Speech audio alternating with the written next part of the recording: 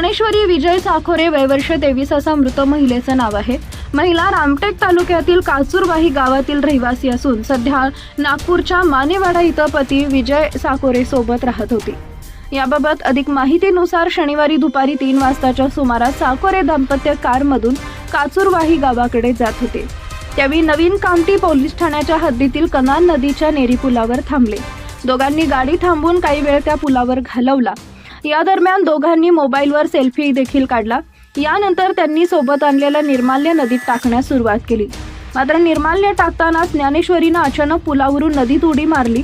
हे दृश्य पाहताच पती विजय साखोरे यांना जबर धक्का बसला।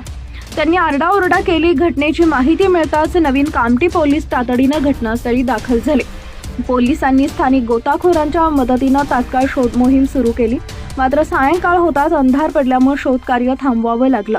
रविवारी सकाळपासून पुन्हा एकदा शोधकार्य सुरू केलं।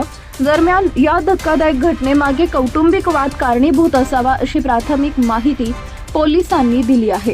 पती पत्नीमध्ये गेल्या काही दिवसांपासून मतभेद सुरू असल्याची चर्चा आहे। पोलिसांनी विजय साखोरे यांचाही जबाब नोंदवला असून अधिक तपास सुरू आहे।